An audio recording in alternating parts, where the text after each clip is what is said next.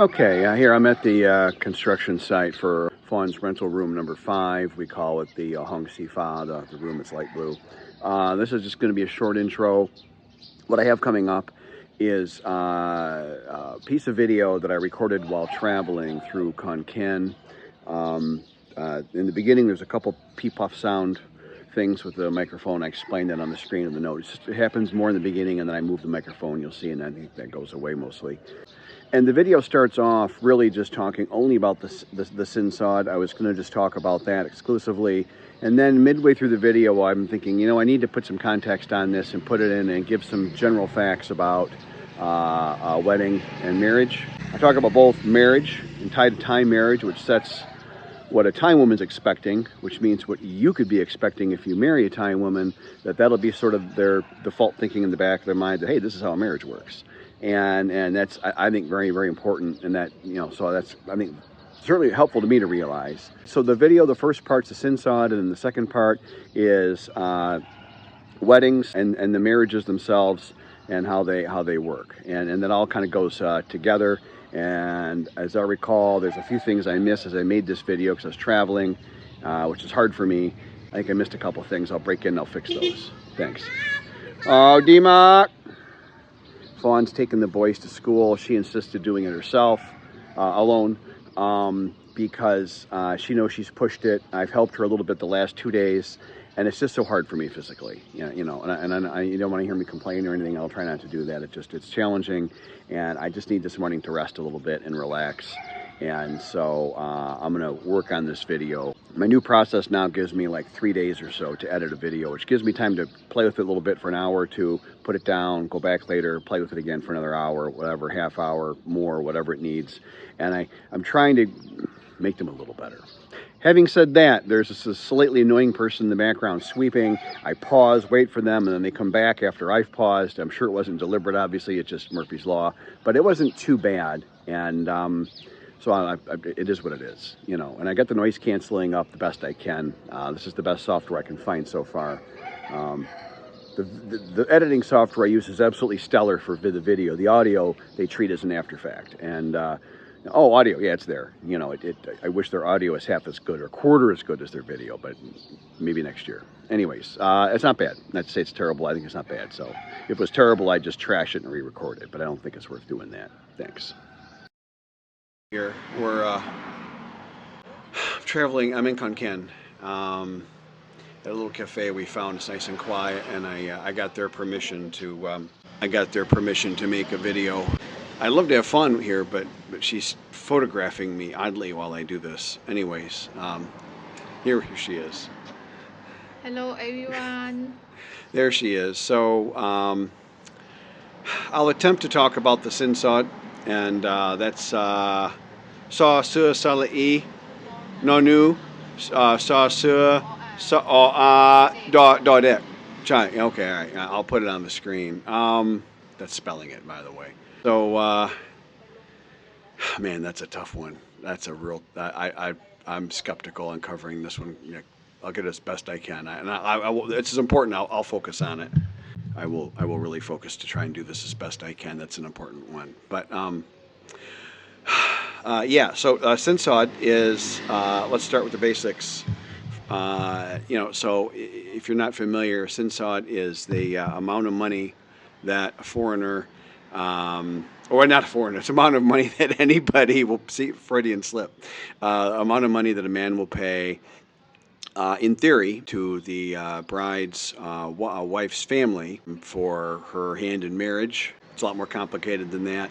And a foreigner generally is expected to pay more. And under circumstances where a Thai man would absolutely laugh at a family requesting a Sin-Sod for their daughter, he would just absolutely laugh that off. They would be embarrassed. They wouldn't dare ask. Even in such a case, a foreigner may be expected, certainly it's appreciated, to pay a Sin-Sod. And let's just start under normal circumstances and work backwards. Gosh, this is tough. So under ideal circumstances, and this is Thai to Thai, okay, you've got a woman who's eligible, which I've done a couple of videos on that because that's a huge thing here.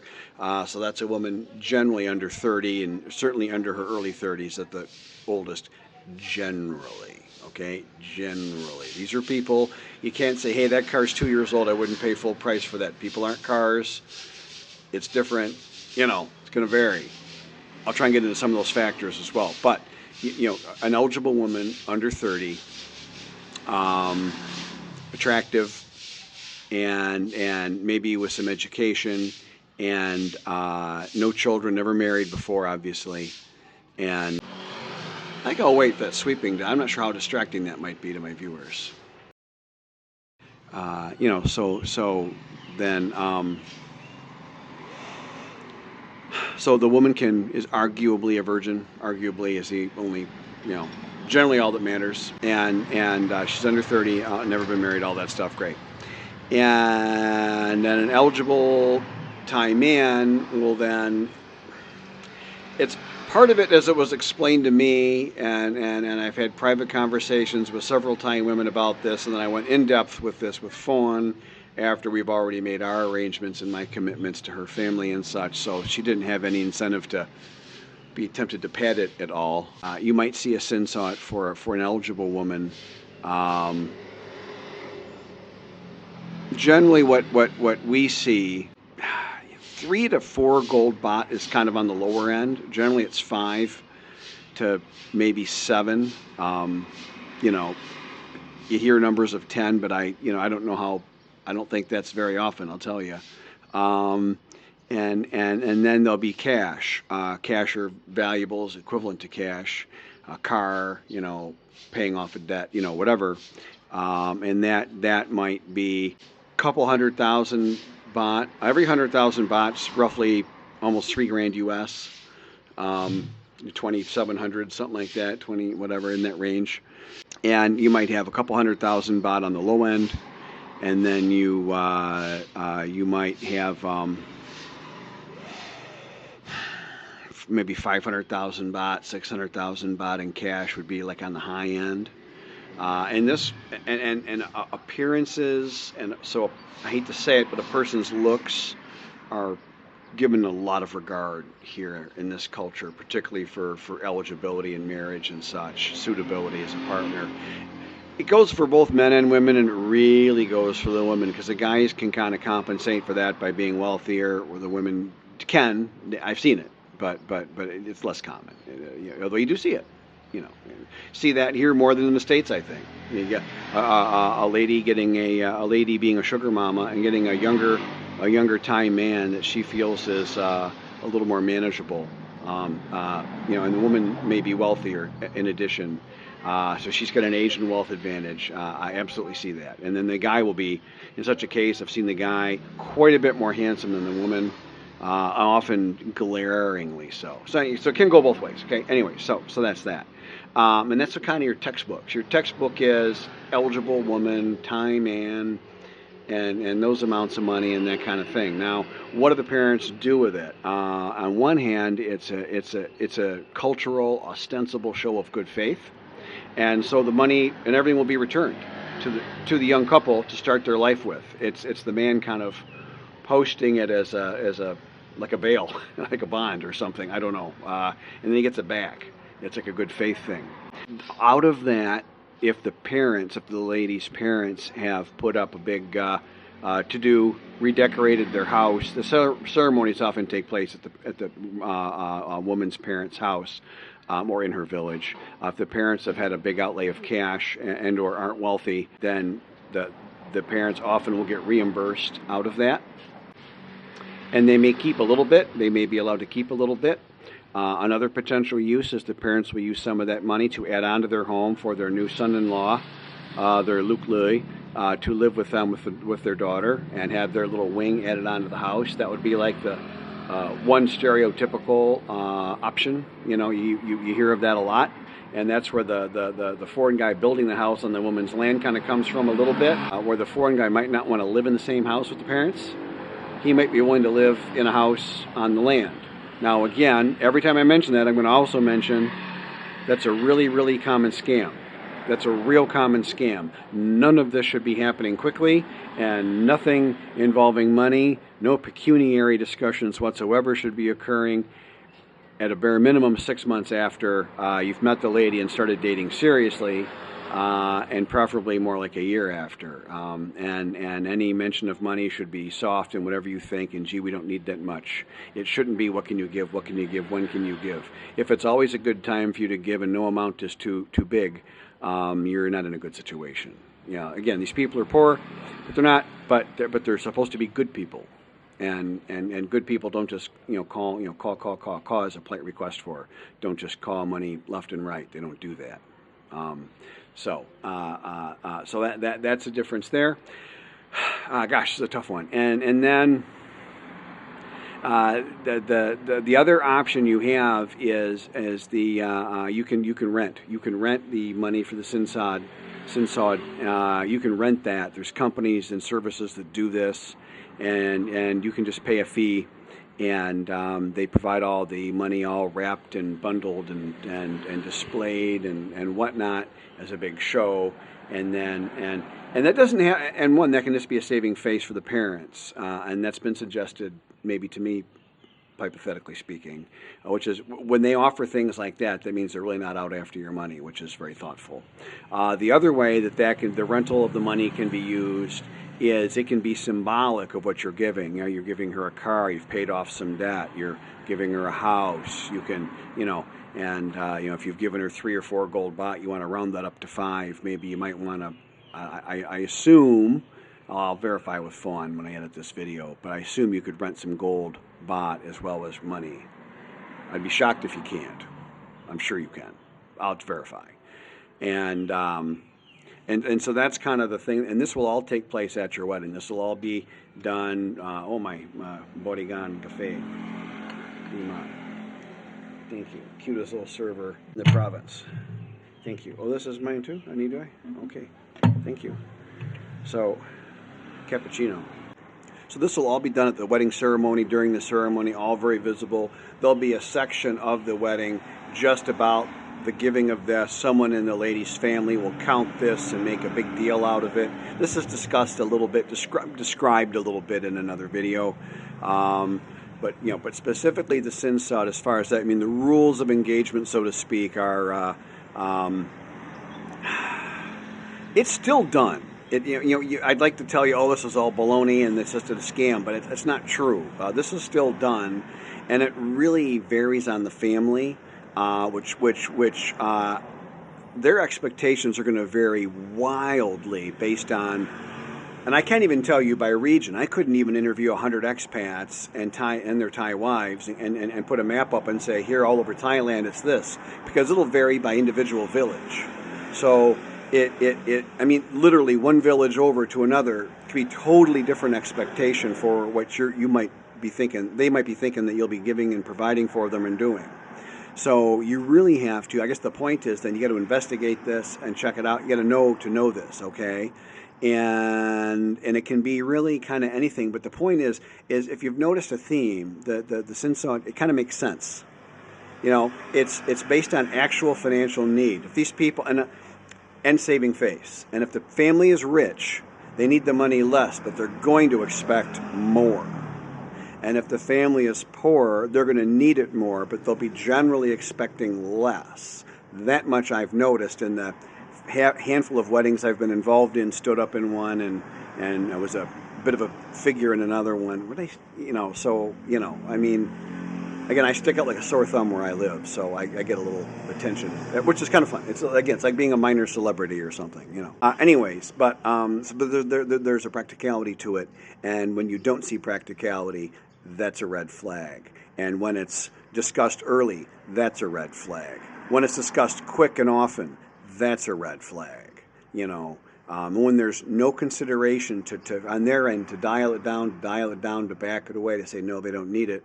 That's another red flag. So, and a lot of guys, I get comments on the channel all the time. I get really interesting, and I get these lengthy, occasional direct messages from my channel, from viewers, And some of the stories are there. They've done a fantastic job of describing the situation very accurately. There's a lot of very articulate viewers that I have apparently, which is awesome. And some of these guys are really not in good situations. I mean, the people are really they're the Thai people that they're attempting to embed themselves with are not looking out for their best interests. You know. And on the other hand, I get other messages, and it's awesome, and it's great. This guy's like the luckiest son of a gun ever. He's like Davo. Davo, I think, Noy might have been the first lady Thai woman he met, I think, or something, and she ended up being this awesome, really nice lady. I mean, that's freaking Davo, though. He's got like the Midas touch. I mean, he looks at a stock, it shoots up. I should have him manage my portfolio. Anyways, but no, so there should be that underlying theme there. And then, you know what I'll do is let me just get into, I don't want to just do the whole thing just on Sin-Sod. Let me just switch gears a little bit and then talk about the marriage itself here. So you should be doing a cultural marriage first. Thailand honors prenuptial agreements, generally speaking. You want to make anything you do very clear and clear cut. Your wife has to have a separate attorney from you. That's Thai law. For it to be binding, for it to be potentially binding. And what I strongly, the number one best security protocol you can have here is don't bring your money over here. Keep it back in your home country. If you do a cultural marriage, and even if you register your marriage, if all your money's back in your home country and you got a prenup. Okay, so hang on. I'm deliberately leaving the beginning and the trailing off end of this little segment.